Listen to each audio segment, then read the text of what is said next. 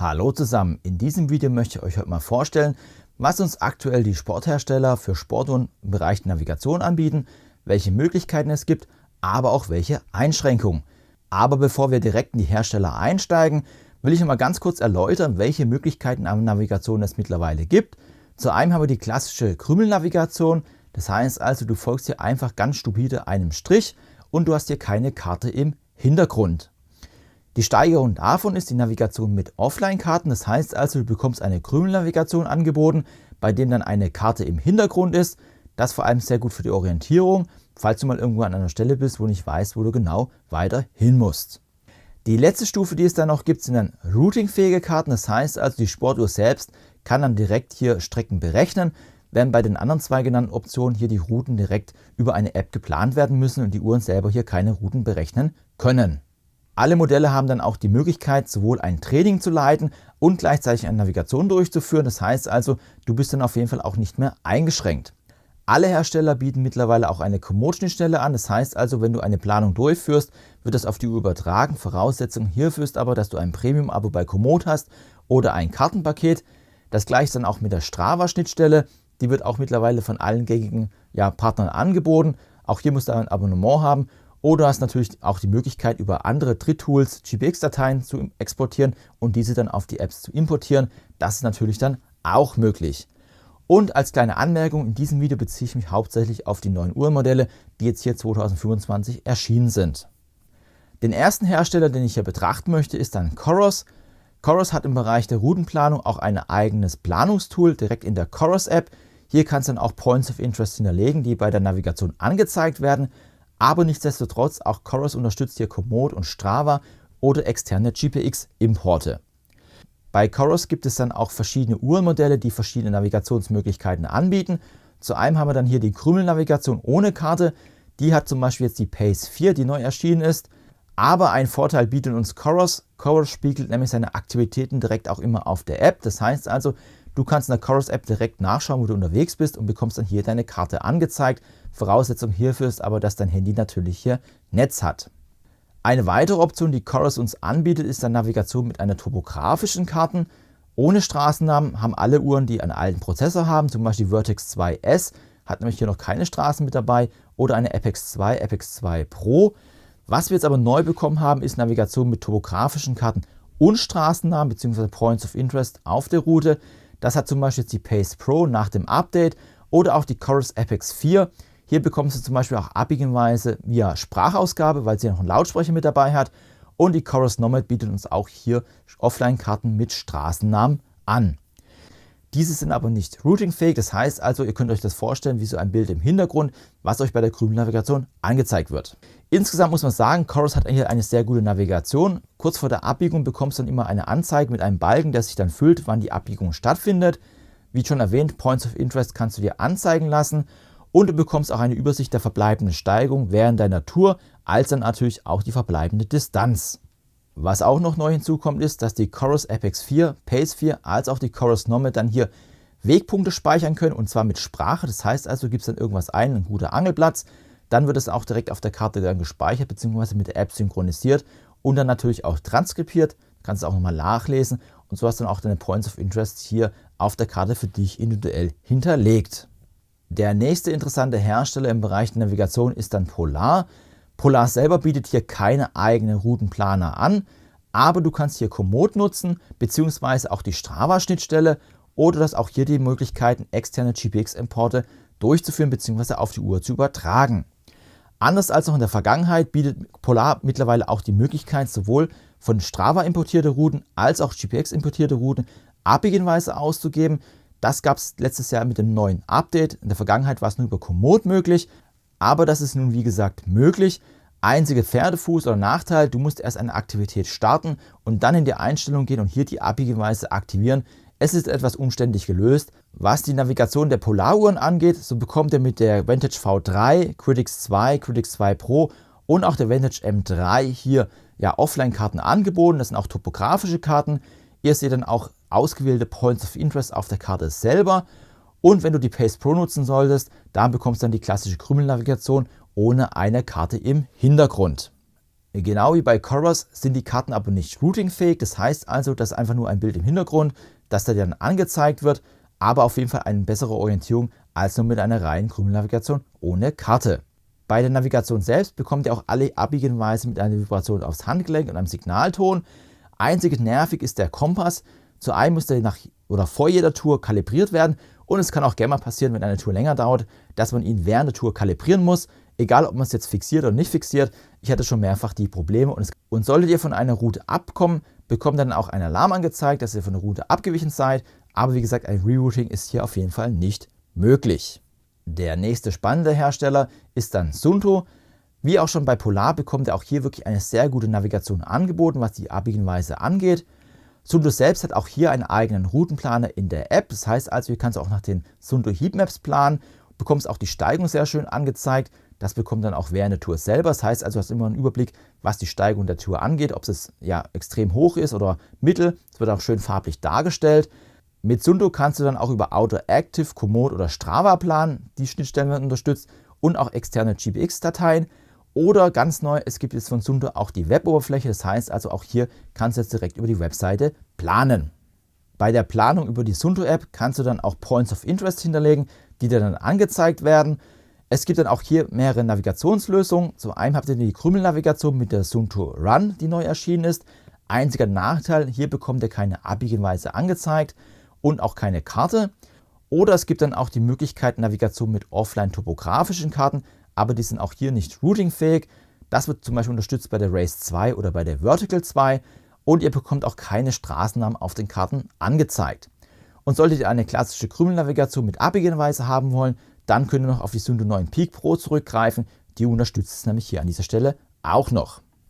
Ein kleines Manko gibt es bei den Suunto-Uhren, wenn du diese auf Nicht stören stellst, dann bekommst du nämlich auch keine Abbiegehinweise. Also immer hier aufpassen, bevor du eine Route startest, dass das nicht auf Nicht stören steht.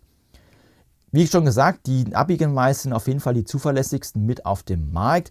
Einziger Nachteil, du bekommst 20 Meter vor der Abbiegung den Abbiegehinweis, auch wenn du mit dem Rad unterwegs bist und das ist wirklich viel zu knapp. Das heißt also, Suunto muss auf jeden Fall nochmal da nacharbeiten, dass die Abbiegehinweise auch etwa so 70 Meter vorher erscheinen, weil 20 Meter vorher ist auf dem Rad dann wirklich eine Herausforderung.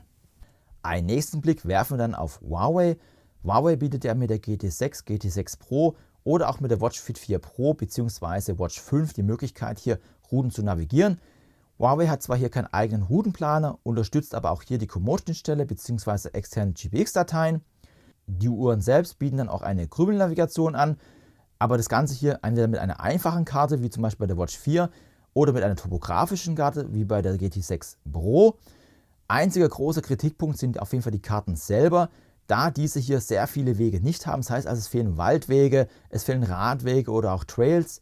Das liegt einfach daran, dass hier Paddle Maps verwendet werden. Das heißt also, sind eigentlich klassische Straßenkarten, die dann hier umgemünzt werden für die Sportkarten.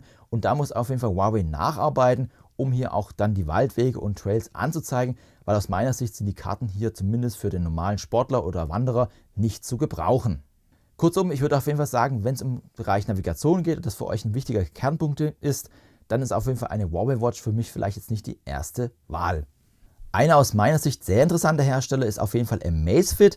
Alle neueren Uhren haben jetzt hier Navigation erhalten.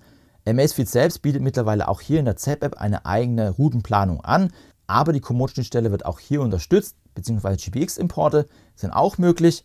Und so hast du zum Beispiel die Möglichkeit, hier Kartennavigation auf der günstigen BIP 6 Active 2 durchzuführen, aber auch eine Balance 2 oder T-Rex 3 Pro bieten hier eine Navigationsmöglichkeit. Amazfit selber unterscheidet aber hier nach seinen Uhrmodellen, welche Karten ausgerollt werden.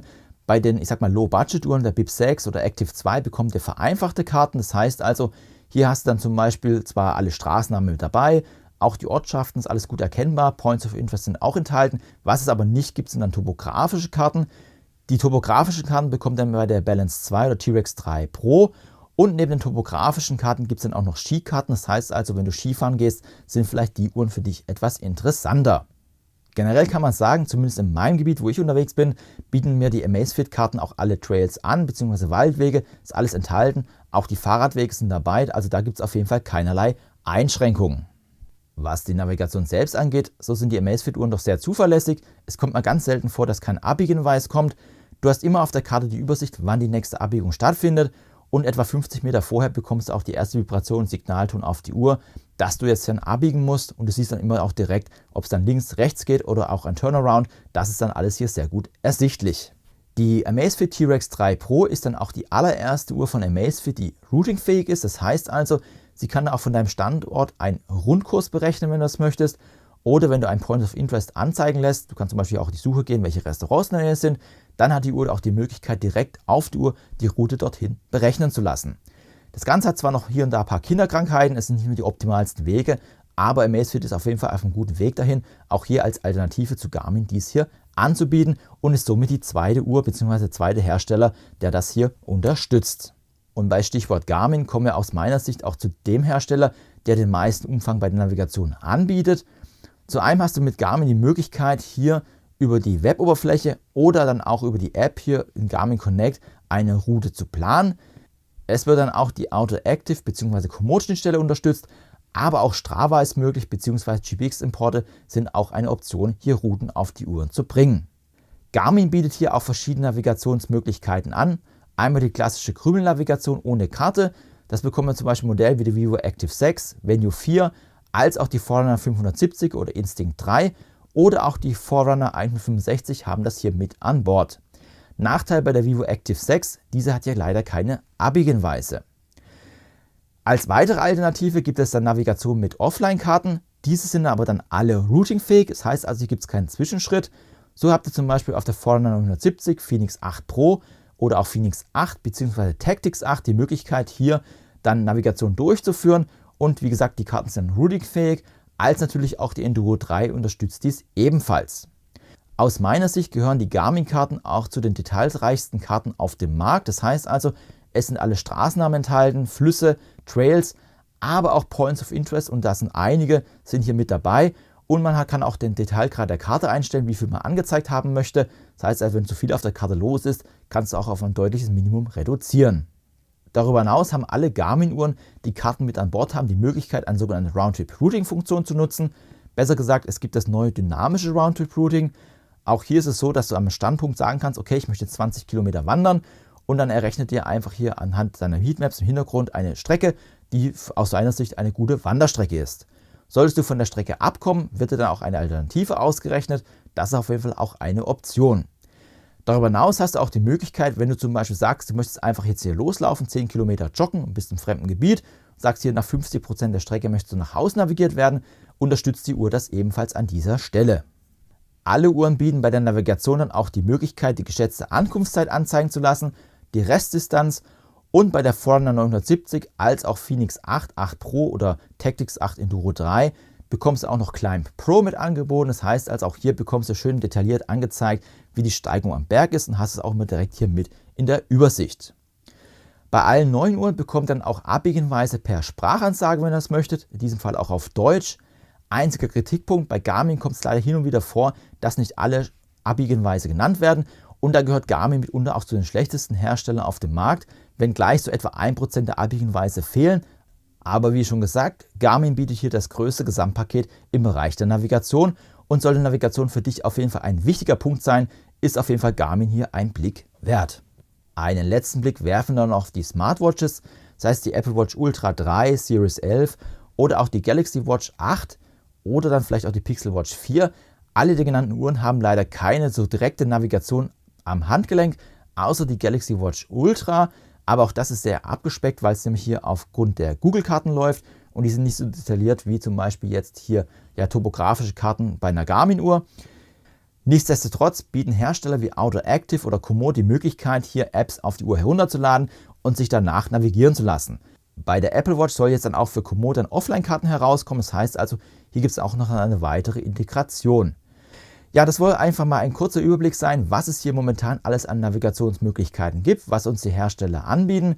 Es gibt natürlich dann auch Wander-GPS-Geräte, der habe ich jetzt nicht mit reingenommen, aber es ist auf jeden Fall auch eine Option. Du kannst mir gerne einen Kommentar schreiben, was du hier gerne nutzt, welche Uhr du gerne nutzt, beziehungsweise was sie für dich bieten muss bei der Navigation. Schreib es mir gerne rein, ich freue mich auf einen regen Austausch. Wenn du noch mehr zum Thema Navigation sehen möchtest, ich habe auch eine Playlist rund um die Navigation, kannst du hier unten mal reinschauen, beziehungsweise wenn du hier neu auf dem Kanal bist, ich habe auch eine Best-of-Playlist, da siehst du, was hier sonst noch so alles stattfindet. Wenn dir das Video gefallen hat, lass auf jeden Fall auch gerne einen Daumen hoch da, das freut mich in den Algorithmus. Ansonsten bedanke ich mich für die Zeit. Tschüss, bis zum nächsten Mal.